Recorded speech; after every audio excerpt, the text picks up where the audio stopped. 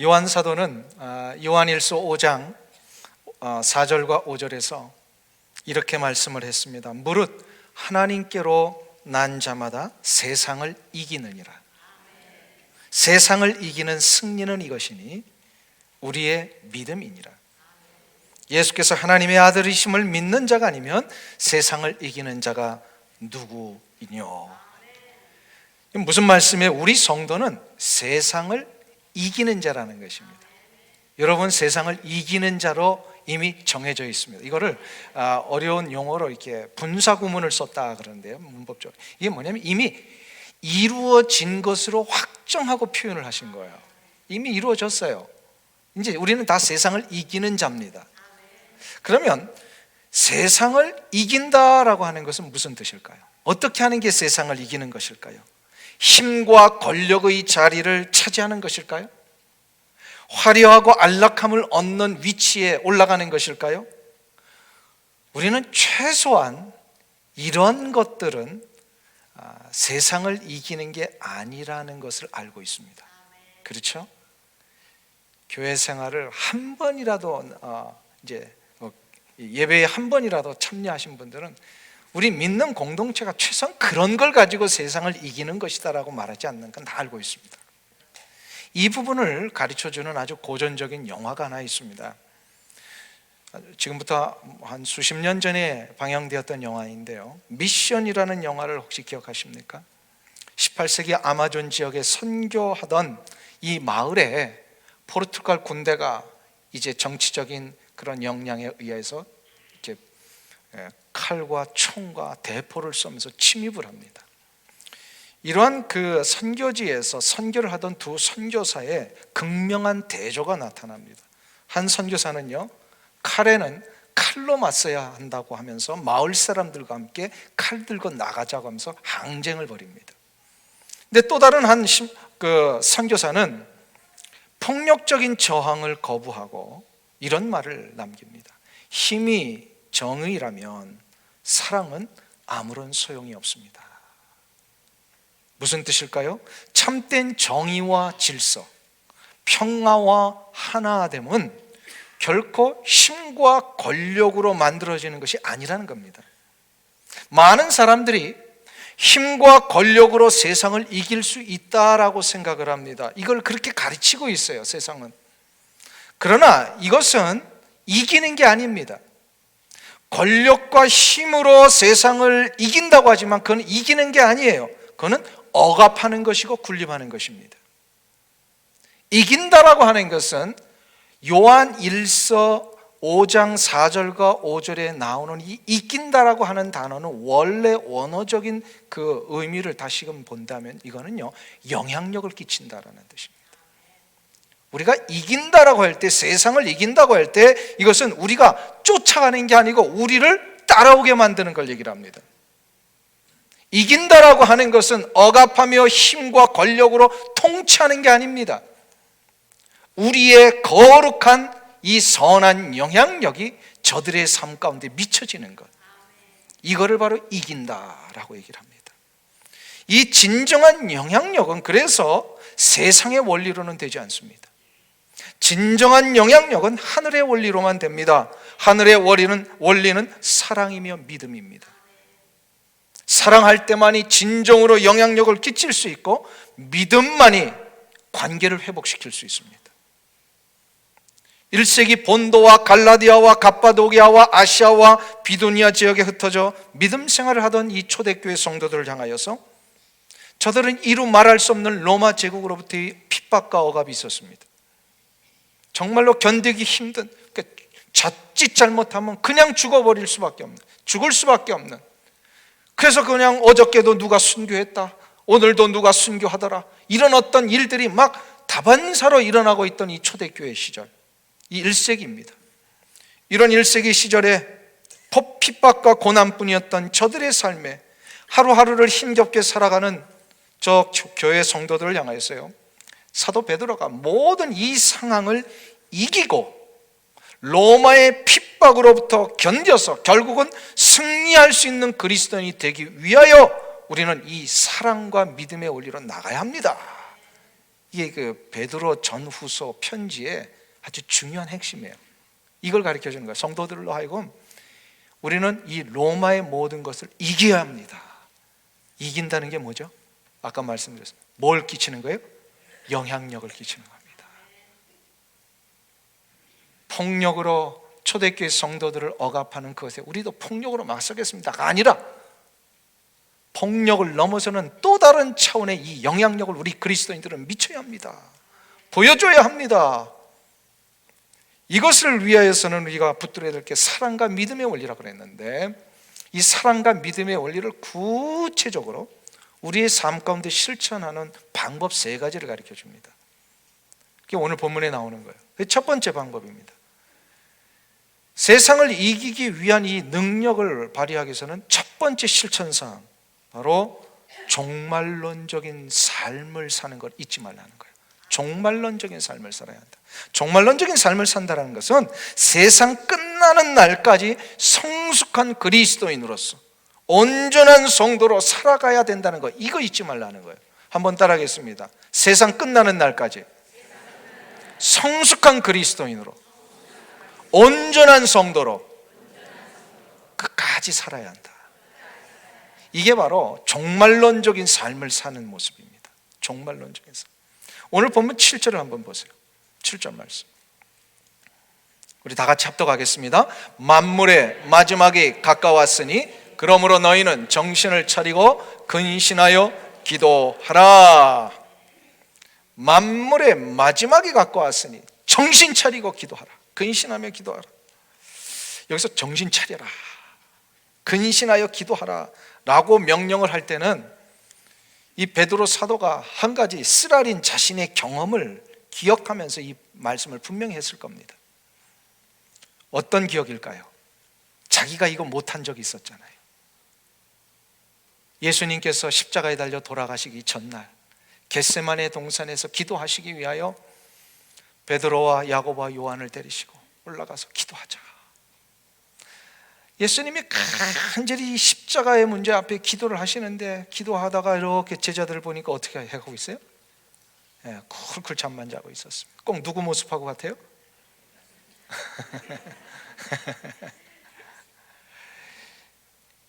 그때에 만일에 제 베드로가 깨어서 주님과 함께 조금이라도 근신하며 기도를 했더라면, 그가 그 다음날 예수님이 법정에 서셨을 때에 그 옆에서 법정 뜰에서 모닥불 쬐다가 예수님 나 모르는 사람이야, 나 예수를 몰라, 예수님을 나중에 저주까지 하는 이 인생에 씻을 수 없는 비참하고도 처절한 이 실수와 실패, 과연 베드로가 이것을 했을까? 최소한 그때 기도하며 깨어 있었더라면 그런 정말로 씻을 수 없는 비참한 실수를 했을까? 아마 베드로는 평생 이것을 후회하며 살았던 것 같습니다. 그래서 이것이 자기의 가슴 속에 일어날 때마다 그는 쓰라린 이 추억을 가지고 간절히 성도들에게 다시금 권면하는 거예요. 정신을 차리고 근신하여 기도하십시오. 이거 못하면 나처럼 이렇게 비참한 실수합니다. 평생에 이것 때문에 힘들어가지고 어쩔 수 없어서. 그래서 나중에 닭만 울면 베드로가 어떻게 했다 그래요? 경기했다 그러잖아요. 이건 제 해석입니다. 왜냐하면 이 서양의 역사 속에 보면요, 교회마다 뭘 세워놨어요? 그 지붕에 닭 모양을 조각품을 세워놨잖아요. 그걸 왜? 경각심을 주는 거예요. 베드로의 그 실수를 말라는 거예요. 꺾이요 하면 뭘 생각했을까요? 우리는 아침에 일어나라는 건데 베드로는요 뭘 생각했을까요? 그때 그 밤에 법정에서 예수님 부인했던 자기의 그 쓰라린 그 기억들. 그래서 이거를 가지고요 정말 가슴에 담은 이야기예요. 이게 성도들이여 정신을 차리고 깨어서 근신하여 기도하십시오. 정신을 차리라라고 하는 것은 무슨 뜻일까요?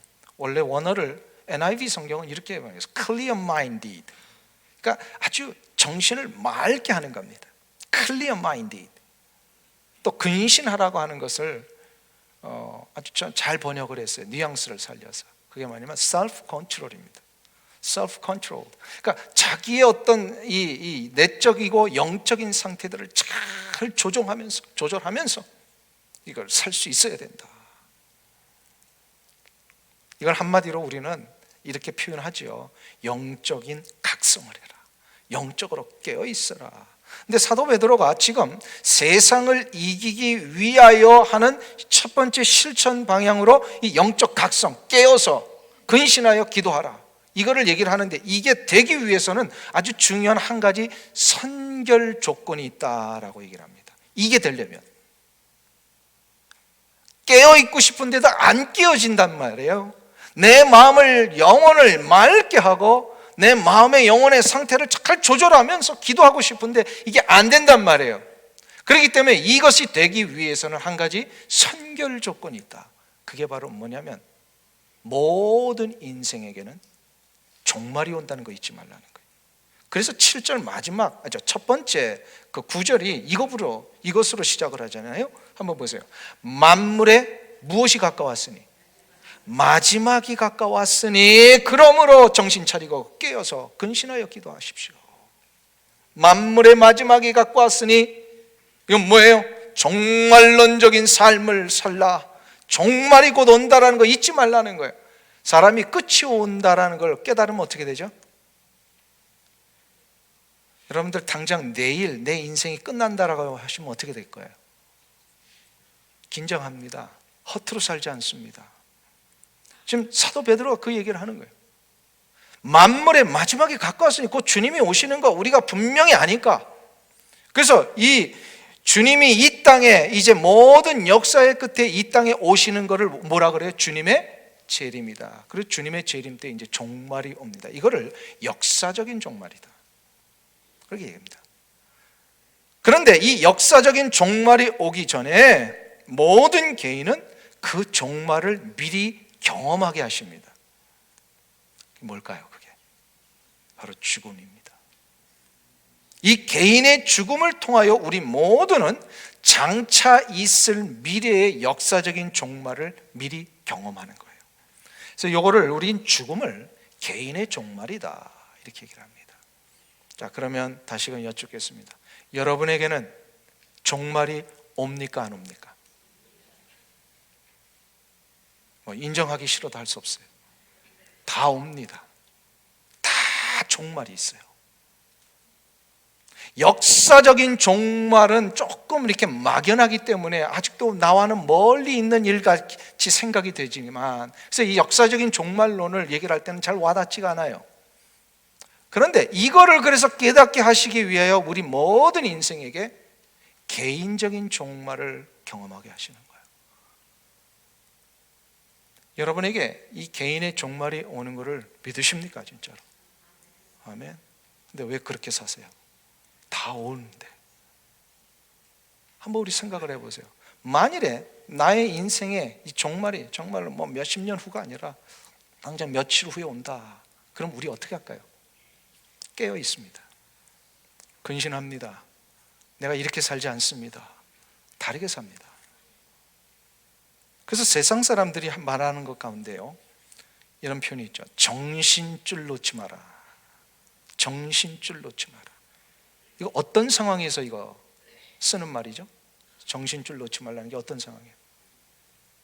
그의 어떤 개인이요, 육체적으로 또 혹은 인생의 이 마지막 순간을 맞이할 때에 정신줄 놓지 말아야 할 이유가 뭐예요?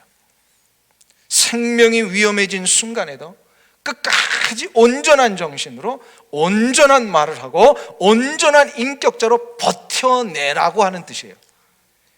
온전한 정신과 온전한 말로 온전한 인격자로 버텨내기 위하여서 정신줄 놓지 말아야 돼요.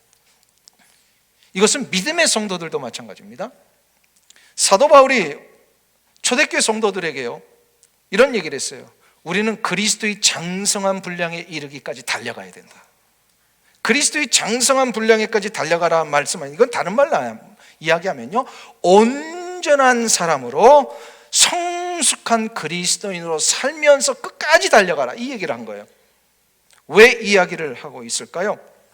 세상 사람들도 마지막 순간까지 온전한 사람으로 살기를 원한다면, 그래서 세상 사람들도 정신줄 놓지 말고 끝까지 버텨 라고 말한다면 영원한 삶이 보장되어 있고 참된 생명의 가치와 능력을 소유하며 사는 우리 그리스도인들이야말로 우리에게는 뭐가 있어요? 이 육체의 종말이 오지만 영원한 하나님의 나라가 준비되어 있기 때문에 영적인 정신줄 놓지 말고 살아야 합니다. 영적인 정신줄 놓지 말고 사는 이유가 뭐라고요? 어떻게 살기 위해서? 사도 바울의 권면처럼 그리스도의 장성한 분량에 이르기까지. 그게 뭐예요? 온전한 성도로, 성숙한 성도로 살기를 끝까지 붙들며 나가야 돼요. 이게 바로 종말론적인 삶이에요. 종말론적인 삶이에요. 종말이 있다는 걸 아는 사람은 이렇게 살기 위해 노력해야 된다는 거예요. 최근에 이 지역에 많은 성도들에게 감동을 준 영화가 하나 상영되고 있습니다. 끝났는지 모르겠습니다. 교회 오빠라고 하는 영화를 보셨나요? 왜 아무도 없으시네. 교회 오빠. 역시 우리 교회는 성경밖에는 몰라요. 이 교회 오빠라고 하는 이 크리스천 영화가 하나 있는데요. 대장암 말기 진단을 받은 아주 젊은 가장입니다. 대장암 말기 진단을 받아서 이제 투병하는 그의 마지막, 그래서 죽음까지 이렇게 보여준 다큐멘터리 영화인데요. 실은 그 투병하는 중에 아내가 혈액암이 또 발생이 됐고요. 이 일로 인하여서 견딜 수 없는 그 아들의 정말로 시름시름 쇠약해지는 모습 앞에 그 아들의 어머니가 스스로 목숨을 끊습니다. 이런 어떤 가정, 이게 1년여 사이에 그냥 한꺼번에 몰아닥친 이 실화입니다. 이 가정이 너무나도 정말로 그 하나님 앞에서 이렇게 바른 신앙으로 끝까지 가는 모습 때문에 이제 영화가 된 건데요. 최근에 그 영화의 주인공인 돌아가셨어요. 대장암 말기로 투병하다가 돌아가셨던 이 이관희 집사님이 살아생전에 개인적인 마지막 고백을 한 장면을 제가 보게 됐습니다. 그가 이런 고백을 하셨어요. 왜 저보고 하루라도 더 살아야 되냐고 물어봤을 때는 하루라는 시간을 통해서 조금이라도 더 온전해질 수 있는 기회를 갖고 싶기 때문입니다. 서투르고 부족한 점이 많았던 삶이었기 때문에 하루라는 시간이라도 주어진다면 조금이라도 더 온전하고 성숙한 하루를 더 살 수 있는 기회를 갖고 싶어서, 그게 저의 삶의 이유인 것입니다. 이렇게 얘기를 합니다. 제가 그분의 마지막 이 고백을 들으면서 이보다 더 분명한 삶의 이유가 있을까? 더 부유해지고 더 윤택해지고 더 힘과 권력을 갖기 위해서가 아니라 하나님 앞에서 더 온전하고 더 성숙한 자로 살 수 있는 이 기회 한 번 더 갖기 위해서, 내가 하루라도 더 살 수 있을 수 있다면 이게 나의 삶의 이유입니다. 이런 것을 고백할 수 있는 자는요, 이미 죽음을 이긴 자요, 세상을 이긴 자입니다. 왜일까요? 이러한 이유를 댈 수 있을 때 세상에게 영향력을 줍니다. 아까 세상을 이기는 건 뭐라 그랬어요? 영향력을 주는 거예요.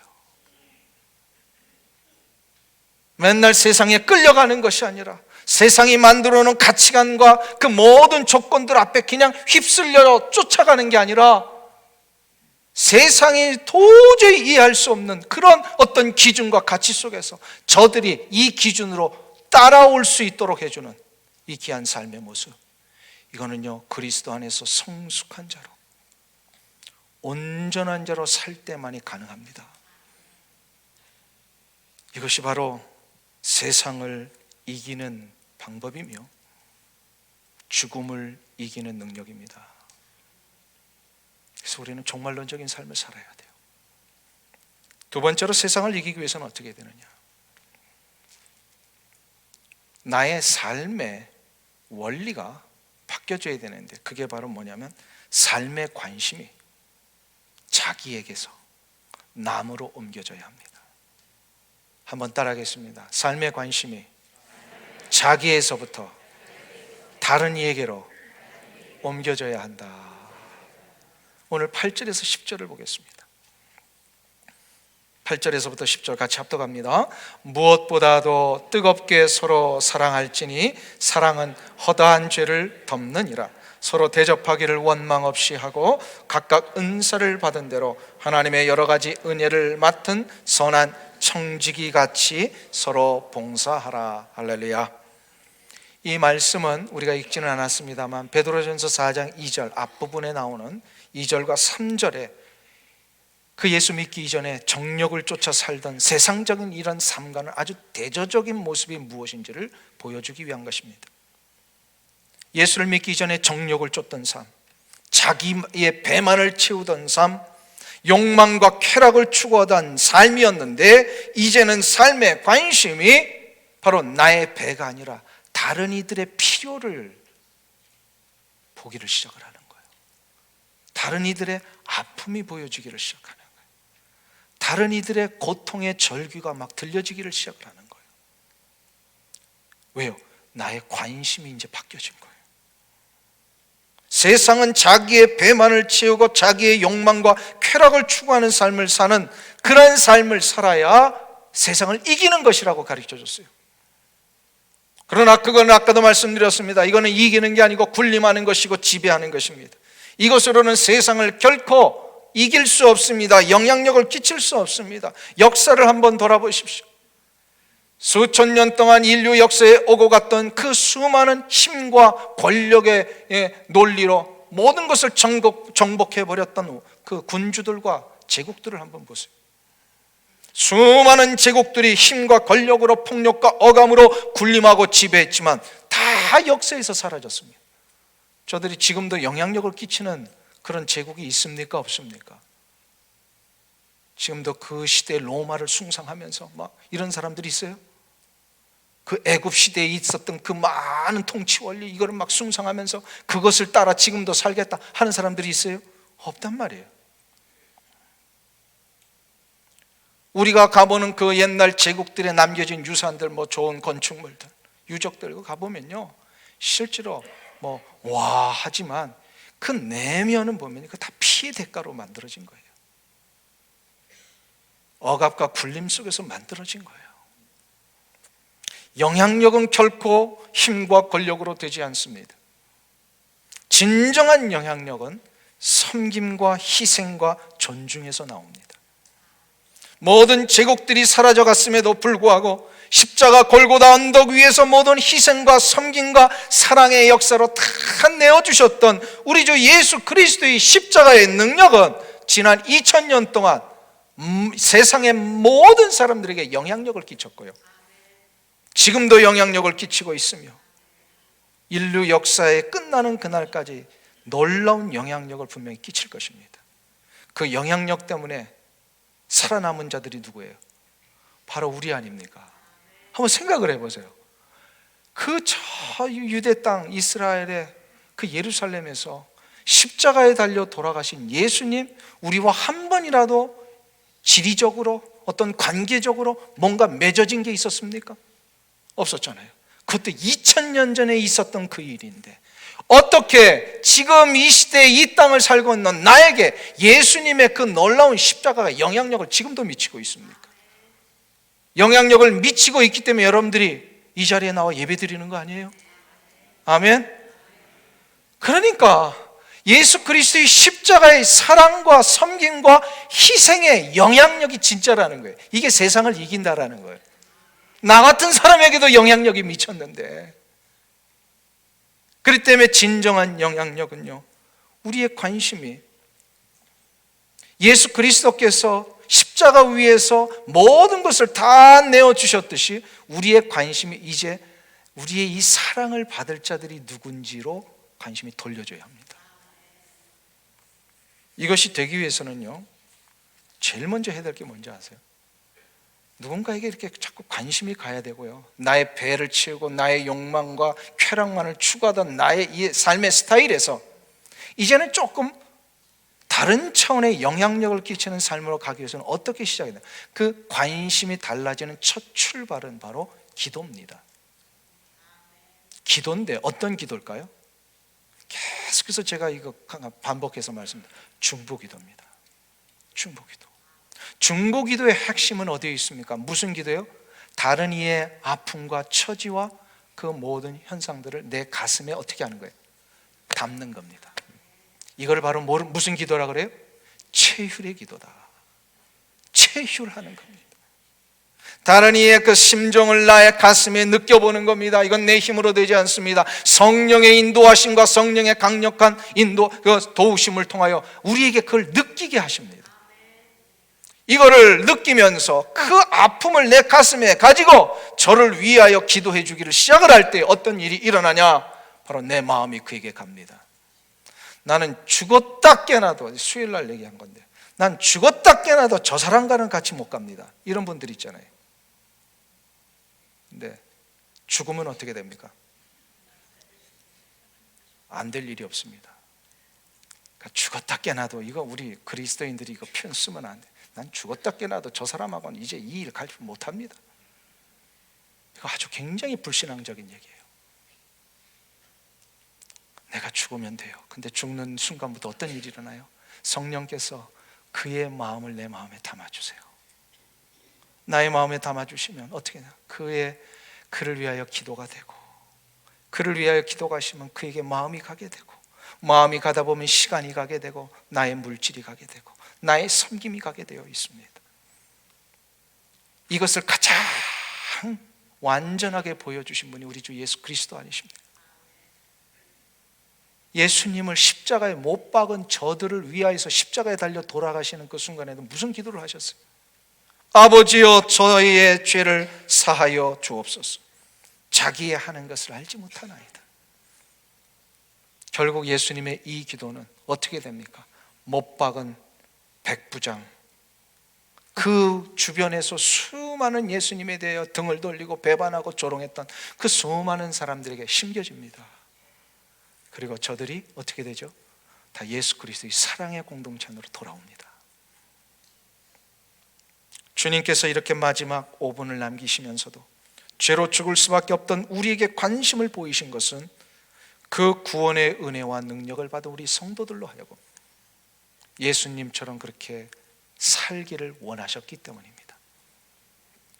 그래서 삶의 관심이 자기에게서 남에게로 바뀌어지는 순간, 이것은 영향력을 끼치게 되어 있고요, 영향력을 끼치는 사람은 세상을 어떻게 한다고요? 이기는 것입니다. 아멘. 그러니까 남편을 자꾸 이기려고 하지 마세요. 그러니까 그거를 말로 이기고 논리로 이기고. 여자분들은 왜 점점 더 이렇게 논리가 강해지는지, 시간이 지날수록 남자들은 점점 무뎌지는데, 근데요, 그거는 이기는 게 아니죠. 논리로, 힘으로, 그게 아니에요. 뭐예요? 어떻게 하는 게 이기는 거예요? 기도하는 거예요. 남편을 위해서 기도하는 거예요. 남편은 아내한테 맨날 구박이나 받는 이런 삶을 사는 게 아니라 남편도 아내를 이기는 방법이 있어요. 뭐예요? 기도하는 거예요. 그 마음을 담는 거예요. 나에게 담아서 그를 위해 기도할 때에 진짜 영향력을 끼치게 되어 있습니다. 이 은혜가 여러분들 가운데 일어나시길 축원합니다. 마지막 하나만 더 살펴볼까요? 세상을 이기기 위해서는 어떻게 되느냐? 나의 모든 상황, 나의 모든 순간에 하나님만이 높임을 받으시기를 위하여 나아가야 합니다. 한 번 더 하겠습니다. 모든 상황, 모든 현장에서 하나님만이 높임을 받으시기 위해 노력해야 합니다. 노력입니다. 저절로 되는 게 아니라는 거예요. 이거는 노력해야 돼요. 11절을 한번 보세요. 11절 말씀 우리 다 같이 합독하겠습니다. 만일 누가 말하려면 하나님의 말씀을 아는 것 같이 하고, 누가 봉사하려면 하나님이 공급하시는 힘으로 하는 것 같이 하라.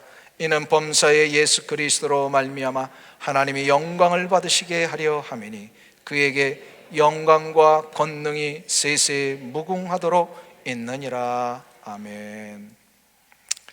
이 말씀은 역시 우리가 읽지 않았고 본문 앞에 나오는 4절이 연장선상에서 나오는 말씀입니다. 4절에서 베드로는 구원받은 성도들이 진짜 구원받고 예수 그리스도 안에서 영향력을 끼치기를 시작하는 순간부터 어떠한 세상으로부터의 반응이 오느냐, 한번 우리 4절을 보세요. 어떤 반응이 오는지 가르쳐 줍니다.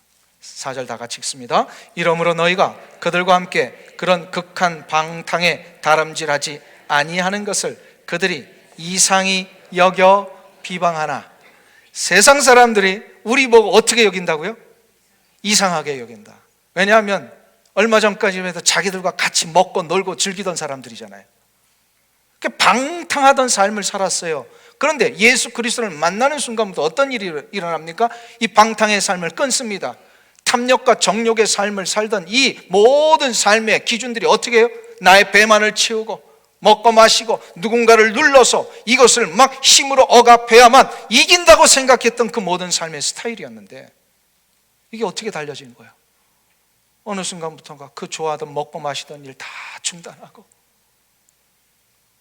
전에는 거들떠보지 않았던 그런 자들을 찾아가가지고 저들을 위해 기도하고 섬기고 사랑하다 보니까 우리의 삶을 누가 이상하게 본다는 거예요?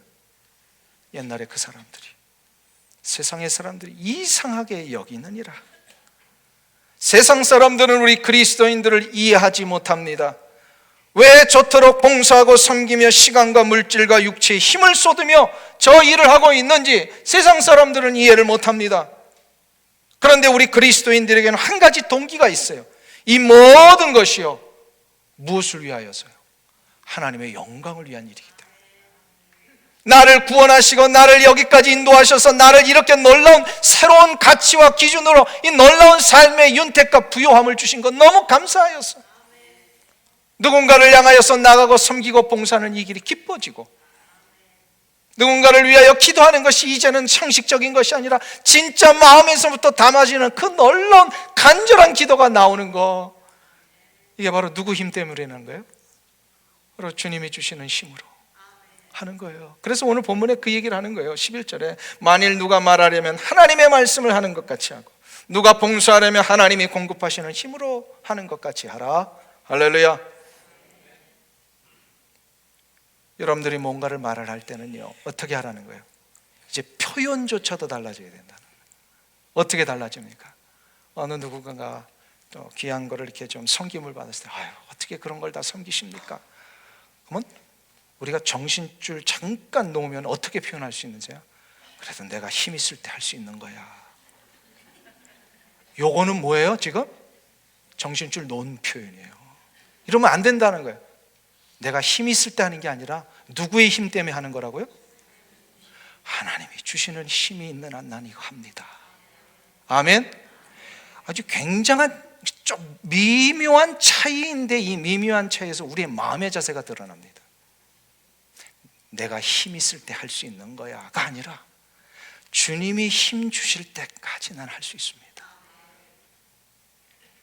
아주 작은 표현의 차이지만 엄청난 내 삶의 자세의 차이입니다. 주님이 이 얘기를 하시는 거예요. 지금 뭔가 봉사를 할 때에 하나님이 공급하시는 힘으로 가는 것 같이 하고, 무엇인가 말을 할 때에는 하나님의 말씀을 하는 것 같이 하라. 할렐루야.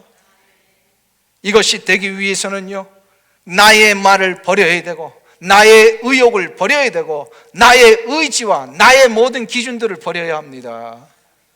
오직 하나님 한 분만이 내 삶의 중심에 계셔서 하나님 한 분만이 내 삶의 모든 존재의 관심사가 되어야 합니다. 이때 하나님이 드러나시는 거예요. 그러니까 하나님 앞에 영광을 올려드린다라고 하는 것은요, 경각심을 놓치면요, 자칫 잘못하면 나의 말이 되어버립니다. 이거 참 조심해야 돼요. 조심해야 돼요. 일본 일제시대 때 신사참배를 거부한 일로 인해서 주기철 목사님이 일본 경찰에 끌려가시게 되었어요. 그 직전에, 끌려가시기 직전에 교인들과 사랑하는 가족들에게 이러한 편지를 남기셨는데요, 그 조금 앞대목이 이런 겁니다. 사람이 한번 마음먹은 바를 이루기란 그리 쉬운 일이 아니요, 특별히 옥중에서 하나님 신앙을 지키기란 더욱 어려운 일일 것이요, 그러나 나는 하나님의 도우심만 구하며 끝까지 싸울 것이요, 서로 내가 옥중에서 죽는 일이 있더라도 이것 하나만은 내 말을 지켜주기 바라오. 나의 죽음으로 인하여 혹 나를 칭찬하지 말기를 바라오. 오로지 모든 영광을 하나님께 돌려주시오. 그분만이 모든 되어지는 일에 찬송 받으실 분이시기 때문이요. 주기철 목사님이 마지막 그 순간까지도 간절히 놓치지 않았던 한 가지 바람이 이겁니다. 순교로 인하여, 어쩌면 순교를 예상하셨던 것 같아요. 순교로 인하여 받을 수 있는 영광과 칭찬조차도 하나님께로 돌려지기를 부탁을 한 겁니다. 인간이기 때문에 칭찬받을 수 있어요. 칭찬받으면 어떻게 돼요? 우쭐해질 수 있어요. 그러나 그걸 미리미리 단도질하는 거예요. 혹시나 그런 상황이 발생이 되더라도 순교한 것 때문에 주기철이라고 하는 한 인간을 찬양하거나 칭찬하지 말고 이 모든 일을 통하여 하나님만이 영광 받으실 수 있도록 인도해 주옵소서. 이것은 자기의 것을 철저하게 내려놓을 때만이 가능한 일입니다. 네, 어떤 상황, 어떤 조건에서도, 그래서 하나님만이 영광을 받으신다면 그 상황은 이미 세상을 이긴 겁니다. 세상을 이긴 거예요.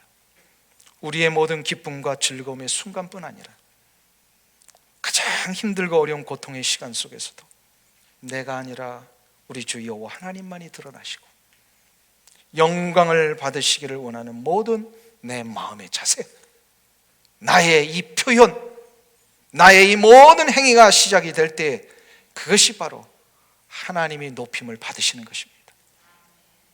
내 생의 마지막 5분이 주어지는 그 순간까지도 하나님을 높이며 하나님의 은혜 때문에 내가 지금 여기 있습니다 고백할 수 있는 여러분들 되시길 축원합니다.